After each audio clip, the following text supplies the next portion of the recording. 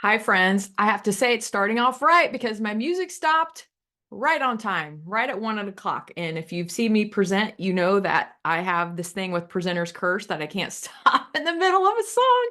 So thanks for being here. We're going to get started for the kickoff today for our new webinar online learning series, Aiming for Access. And we're so excited for you to be here. Just so you know, these will be recorded. So if you want to share out beyond today, you're welcome to. We'll make sure that you get that link. So again, welcome. We do have a QR code up on the screen that will take you to our slides. And my colleague Sam also put the link into the chat box. But for accessibility, I'm going to read that for you aloud to get to the slides. So it's bit.ly, which is bit.ly capital A, capital E, capital M, ING, capital INTRO. So bit.ly at AEMing intro. So thanks again for being here. I know that we all have super busy schedules, and the fact that you're here for this 30 minutes or less is amazing. So we are so grateful here at the National Center on Accessible Education Materials. So let's just get started. This today could be, we're not really sure. This is less than 30 minutes, and this is the intro. Could be 15, could be 20, who knows? We're just going to roll with it. So I am one of your facilitators. I am Kelli Suding. I am one of the technical assistant specialists at CAS National Center on Accessible Educational Materials, or AIM. So my image is on the left. And then I have my colleague, Sam Boucher, who's an apple face because that's what she looks like on her website. So I had to add it on there. I'm just giving her a hard time. But please click on that link to know more about Sam. And she's really the one doing the hard work. She's in the background and will be putting links and everything that you need into the slide. Or if you have any in the chat, and if you have any technical difficulties, just know that she is there to support you as well. I also want to give a quick shout out to my colleague, Michelle Soriano, who is here, who will also be participating in this learning series, as well as our new project director, who we're super excited to have here, Elizabeth Barker. So they're both here in the chat. So I'm sure together we can make this experience pretty great for you in this next however long it takes. We're just going to see how long it takes. So our goal for today, we have to ensure that you know what the expectations of this less than 30 minutes aiming for access webinar. So we're just going to do a quick introduction, but before we really kick off the webinar, the webinars that are going to be every other Thursday, we wanted to make sure that we all have a shared understanding of the fundamentals of accessibility and what that means when we're thinking about our materials that we are providing for all of our learners. So that's the goal for today. So our accessibility commitment, friends, you are here talking about accessibility. So we want to ensure that this experience to you is as most accessible as that we can provide for you via Zoom webinars. So you are going to notice that my slides are going to be very simple. There's nothing super like colorful, or there's nothing that's going to jump out at you and scare you. In fact, if that might happen. So we want to do that because we know that while we are, most of us, my colleagues here, are previous teachers in the classroom, but we're no longer that. And we love the cute, colorful things, but we also know that could be a barrier for you to access the information that we are giving you. So we like to follow the principles of POUR. So perceivable. All of our images will have alt text. You're going to notice we have high contrast color. Our font's readable. We do have our captions on, and if we were to show any videos, they would also have captions as well. Operable, meaning we have slide titles on each slide. All of our shortened links have descriptive back halves to get you there. And the reason for that, when we think about shortened links for our friends who use screen readers, a screen reader is going to read that long link, that's like 3 lines long. So that shortened link is really helpful to get that information. Understandable, clear structure of the layout, consistent formatting, and any images that we may use on our slides are for a purpose. And then robust, we've checked for accessibility.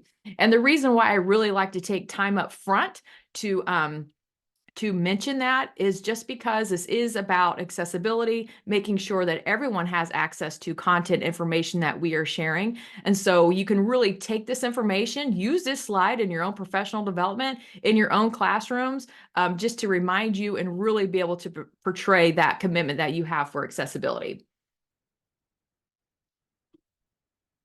Aiming for access. So this is the kickoff, and we are so excited about this. So like I mentioned before, every other Thursday, friends, at 1 p.m. Eastern time, beginning today, we're going to offer this learning series up and through May. And so all of the topics are going to be surrounding accessibility. So, and each, like I mentioned, each event is recorded. They are all 30 minutes or less. And we talked about this, and I think one of my partners in the field have put that in the chat box, that we're better together. This is a learning experience that we really want to provide collaboration and access to you, have access to us. So we welcome feedback for future topics. If we do this round coming in the fall, if you're on social media, put it out there. We'll put out a lot of information on social media. So make sure that you follow not only myself and my colleagues, but more importantly, CAST. On all socials as well. Just continue to get those tips and tricks on accessibility and just to find out where we're at and what's happening. So feel free in the chat box. You are welcome. We would love to know where you're coming from, or maybe even how you heard about the online learning series. I would love to know that, because we've been pushing it out there, and we have many people here, and we have tons of people registered. So we're really excited about that. So again, thanks for being here, and feel free to put who you are. I recognize some names in the chat. Just saw some of you at ATIA 2 weeks ago, which was exciting. So yeah, feel free to put that in there. We would love to learn from you and share. And I'm sure that my colleagues who are in the chat box will welcome you with open arms. So our mission at CAST, if you're new to CAST and the National AIM Center, just know that we're very mission and vision driven. So meaning so CAST leads the community to ensure that we're designing an equitable and inclusive learning experience through the principles of universal design for learning framework. So, and then the vision is really about learning experiences in school and life in the workplace are designed to where it can elevate strengths and alleviate barriers as the best that we can to ensure access to anything any individual wants to access. So that's our vision. We feel really strongly about it. This is our 40th year, friends, at CAST. We're celebrating our 40th year. So that's why our logo there has 40 forward. It's about being 40 and fabulous, right? We're getting better with every year. So, and it's because of things like this that we learn from you and being out in the field and sharing and collaborating really does make us better together. So again, I've said it like 10 times, but thank you for being here.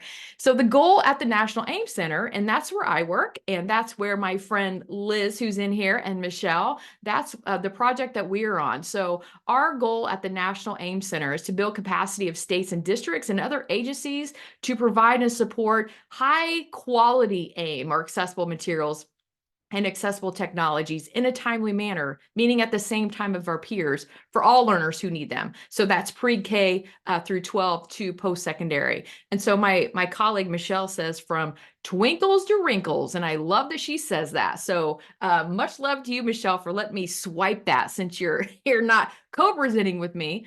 So, and there's 3 tiers of technical assistance. And I think I really want to build and have you understanding what the AIM Center does, because we are a resource for you to reach out anytime if you need support. So we have 3 tiers of technical assistance. So universal TA, that is more my position. So that's our website, our publications that are used for anyone who wants to utilize those resources like this.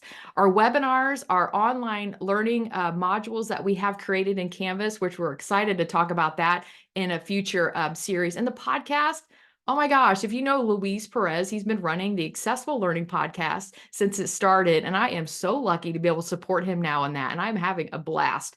So if you have any recommendations or any suggestions, or you or be interested in being one of our guests on the podcast, friends, reach out. And then we have targeted TA. So that's really targeted for early learning, higher ed, and workforce development. And my colleague, Michelle Soriano, who is fabulous, she's on the intensive TA, and she works with 7 of our states in our AIM cohort to help them create changes in policy, program practices, and really create that sustainable system for the acquisition of AIM. So that is her there. So just know that those 3 tiers of assistance, you have access to us anytime. And all of this information in the slides, friends, you are able to use for your own use, your own professional development. We just ask that you just keep the CAST information on there. So let's dive in. So developing a shared understanding of accessibility. So for the purposes of this series, we're going to really focus on AIM, or accessible educational materials, accessible and assistive technologies. So this is just a quick overview.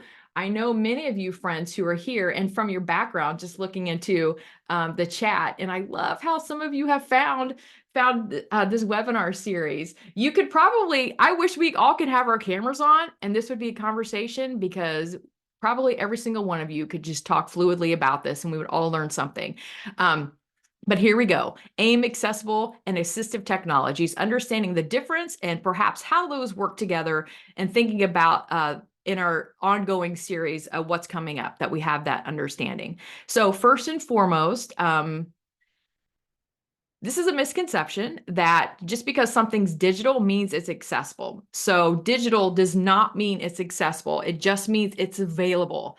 So when we offer content or materials to our students that's not accessible, meaning perhaps it's just a scanned, it just scanned on the copy machine and saved as a PDF, but then our device or iPads or our Chromebooks have no idea if there's a picture of a monkey or there's text on there. So we want to ensure that what the content that we're giving our students, that it is friendly and usable with the technology being used. So we want our devices to be able to recognize and scan that there's actually text on there.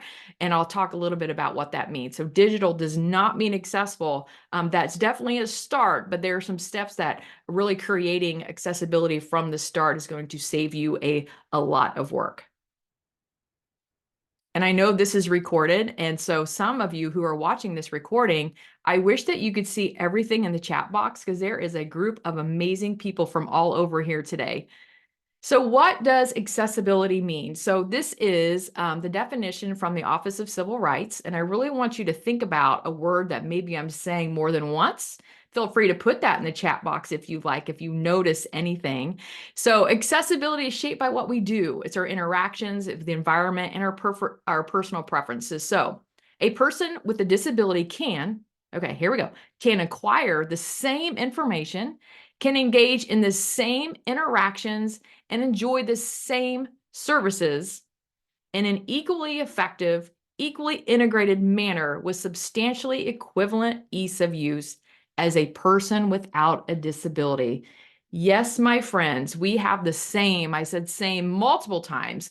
So it doesn't just mean to make it harder for an individual. It doesn't mean extra steps. It just means that what we are creating is accessible, so an individual can engage, interact, and respond to anything that they are given when it comes to, especially when we're talking about AIM.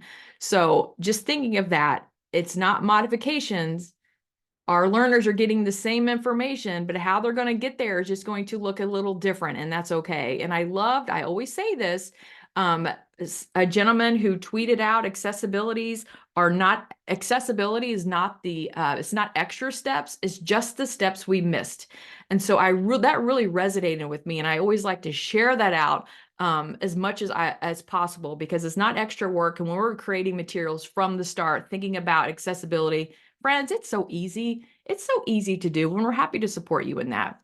And really setting the foundation of access for all of our students is the principles of universal design for learning. We won't dive deep into this, but just know that we're always wearing our UDL hats and thinking about access for all. And when we implement and really think about the guidelines of UDL, engagement, representation, action, and expression, and then within that, accessibility, thinking about assistive technologies, and really thinking about learner variability and making sure that our learners have agency in their own learning is really powerful. And so I opened up my calendar this morning.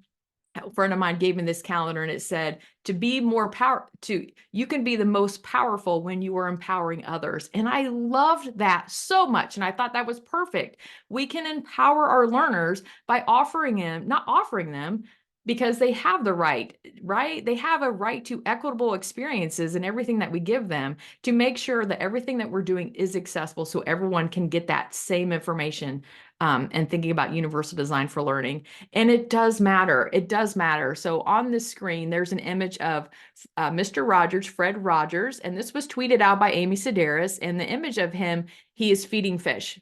So this is what the quote says. "When the world seems dark, I remind myself that Mr. Rogers once got a letter from a blind girl who wrote that she heard him say he owned fish, but worried they weren't being fed. So at the end of every following show, he'd narrate, 'I'm feeding the fish just for her.'" And I love that. Accessibility, when we make things accessible, we make those tiny changes, is not hurting anyone, it's benefiting all. So thinking about UDL, thinking about AIM, thinking about accessible and assistive technologies, they're good for all. And we're going to break those down right now. I said all. Some disabilities look like this. I have an image. There's an image of an individual with a cane, someone in a wheelchair, and then someone with crutches. When you look at those, when you see those three images at the top, this is where we are super accommodating. Accessibility makes sense to many of us when we see this, when we're interacting with individuals, maybe in a wheelchair. We're automatically thinking about our environment, ensuring is there a ramp? What do they need? If one of our learners blindness, low vision, accessibility is not a question. Do you need large print? Do you need Braille? Do you need audio? It's not even a question. But I really want to focus on the image at the bottom, because some disabilities look like this. We can't see the disability. And just because we cannot see the disability does not make it less crucial that they have access to content in the way that they learn best. And that could be a student with dyslexia who maybe needs, maybe needs audiobooks. Maybe they're really strong auditory readers. So offering those, and this is when we really have to hey, we almost have to really advocate for those students when it comes to ensuring that they're getting access to content, because we can't see it. So again, thinking about UDL, AIM, and AT, we're already prepared for any individual who comes into our environment, and they can have access to the content in any way that they choose. And accessing the content are decoding the content, interacting, and responding to the content are all different skill sets. And I always use the example, if we have a junior in high school whose beginning reading level is first grade, but their comprehension level is at grade level or above, that student should have access to grade level curriculum, okay? That doesn't mean that Johnny goes to the library and getting, first grade reading material. That's not appropriate, okay? And it also doesn't mean that just because Johnny is beginning reading levels at first grade, that we're reading everything aloud to them. That's just not a life skill. They can't carry someone with them all the time. But friends, they can have their phone. They can have access to text to speech, speech to text. Anyway, it's right in their hand in that school to be able to independently access that grade level curriculum. It's not modifying the material. It's the same material. The expectation is just as high. How they're going to interact, decode, and respond to that is just going to look different. So it is essential, again, going back to empowering others, is where it's at. So components of access. Universal design for learning. Let's break this down. That's the choice that's built into the environment. Accessible education materials. That's the same content, but in an accessible format. And assistive technology. That's differing ways to access, interact, and respond to the same content. So those are really the components of access. So when I talk about AIM, just briefly here, what I'm talking about is print and technology-based educational materials, including print and electronic textbooks or any related educational materials that are enhanced in a way that are usable across the widest range of learner variability, regardless of the format. These are materials that students can, if it's print, that's accessible for some. If it's digital, where students can enhance the font, change the contrast, graphic, audio, video. These are all core educational materials that students should have access to. So that's what I mean. And these are going to reach the widest range of learner variability, regardless of format. And I'm not excluding all of our students with maybe more complex needs as well. AIM is still a consideration and is just as important. And if those students can comprehend at a grade level, they should have access to that grade level curriculum. And then assistive technology, defined in the IDA, is any piece of equipment, item, or product, whether acquired commercially, modified, or customized, that is used to increase, maintain, or improve functional capabilities of a child or individual with a disability. I read that for accessibility purposes. So that is assistive technology. Again, I'm glad that you're here, and many of us could have a whole conversation about AT. I would love to have conversations about the AT that maybe some of your students use and what framework you use to decide that. So that's something that we can maybe have conversations after this at some point. So assistive technology. So sometimes accessible and assistive technology get interchanged, but they can be different and it can be very confusing. And I really like how this chart was developed. So on the left, we have accessible technologies, and then on the right of the screen, we have assistive technology. So when we think about accessible technologies, those are more the built-in universal features of a device, okay? They're good for all, okay? Anyone can access any of the settings, the built-in settings of their device, whether it's Chromebook, Mac, PC, iPads, Androids, whatever they're using. Those accessibility features are then for the go. And when we talk about assistive technology, that's more individualized for one. So while anyone can choose to use the screen reader or a text reader, some of our students need that screen reader or text reader, and that's when we're going to document it in a student's IEP or individualized educational plan. So assistive, individualized, okay, that's when the students need that. Accessible technology is about the choice, and again, assistive is about the need. And then accessible offers flexibility for all. Assistive improves the functional capability of one. So maybe accessible technologies, maybe you like to, when you're driving, you like to listen to audiobooks. So you're listening to it, you're reading it auditorily with your ears, but maybe you just don't need it because you're multitasking. You're going to have some learners who need that. That's an accommodation. So that's going to improve their comprehension and their literacy skills. So that's assistive technology. And then accessible is just proactive. Again, thinking of universal design for learning. Friends, read that National EdTech plan if you have not yet. If you don't have it, we can put the link in here, but that's also going to be one of our webinar series that we're super excited about. So proactive, and then assistive is responsive. We realize that a student needs an assistive technology device or feature, and then that's when we're responding to that need. So that is the difference with those. Okay, so connecting accessibility and assistive and accessible technologies. It's hard to say these words. I'm from the Midwest, and I'm like, can you even understand what I'm even saying? So accessible materials and technologies and strategies look to make the learning environment as flexible and as accommodating as possible, okay?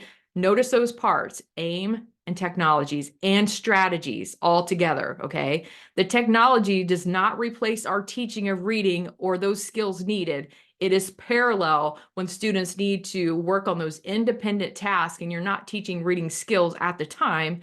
It's parallel, okay, to enable our students to access content independently when they're not working on those specific skills. Assistive technology or accessible technologies looks to lower specific barriers of the individual student, okay? So it may face in whatever environment that they find themselves, they have the AT that they're able to use. And then both. So both approaches strive to ensure the access, participation, and the progress of students. So that's connecting accessibility and technologies together. Okay, so that's AIM, that's AT, that's accessible technologies, how it is making that accessible. So when it works, friends, you have to have all of these parts to work. So when I talked earlier about if you scan something on the copy machine and then the Xerox machine, and then you give it to a student, but again, what's on there? My device has no idea what if there's an image or there's text on there.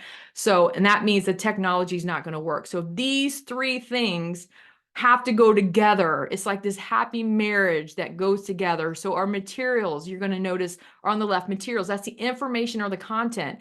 And then does the material work well with the technology or the built-in technology?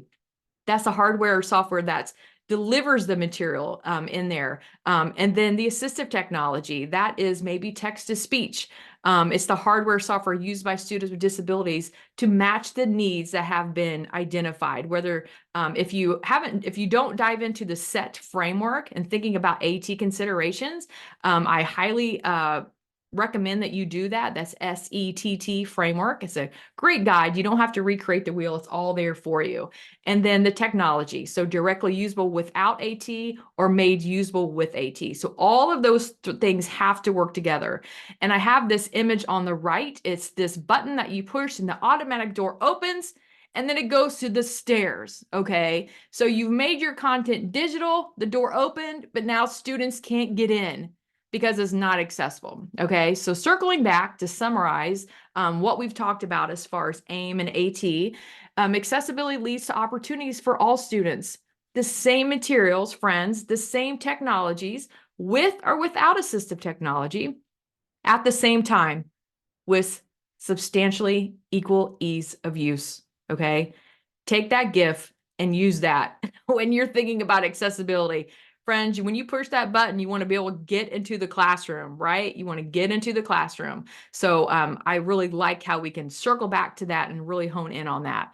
So looking ahead to this series, okay, February 22nd, we are breaking down a family's guide to AIM, or accessible education materials, with the one and only fabulous Michelle Soriano. She will be doing that in less than 30 minutes on February 22nd. You only have to register once and you've done that and you're here. So you're just going to get reminders and you can hop in if you can, but just know they'll also be recorded and we'll have those on the landing page on our website. And then on March 7th, we're so grateful to have Desmond Rudd from the Office of Ed Tech OET, and he's going to discuss top AIM considerations from the National Ed Tech Plan.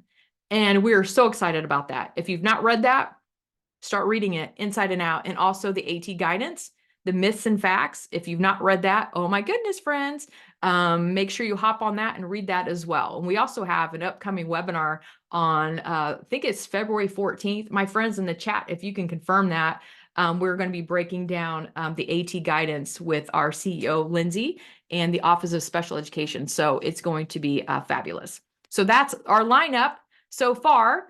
This has been less than 30 minutes. Woohoo, we've done it. Yes, we will share the link to the register for the series that's coming up February 14th. I'm hopeful that someone can pull that up super quick and put that in there.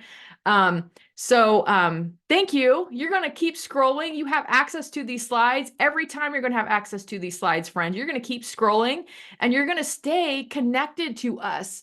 At any time, reach out to us again for anything you want to share. We can elevate whatever you're doing, awesome things, or maybe struggles or something that's happening in your environment that you're working at. Let's talk. Let's connect about it. I think when we share our struggles are just as important as all of our celebrations because we learn so much. And then when we're able to share that and collaborate, we can definitely, again, be better together. So we have a question in the chat box from Sasha. Do you still have Clusive? Yes, we still have Clusive. And I'm so happy about that. If you don't know what Clusive is, I'm hoping one of my friends can put that in the chat. We have another question. Do you have these webinars listed anywhere on your website? No, we do not have them listed yet, our lineup, but we are certainly, once we get this webinar up there, friend, it will be on there for you to see the list. And we'll also update our Zoom registration as well, so you'll see what the upcoming are. So we have 1 minute left. Friends, UDLCon International Conference we're hosting at CAS is going to happen at the end of July in Sacramento, California. We would love for you to join us there. And then every Thursday of the month, first Thursday, we have our AIM Cafe. This is way more laid back than our learning series happening now. Some of our friends who are here today, I know have been to AIM Cafe. Look for our podcast. We have video series as well.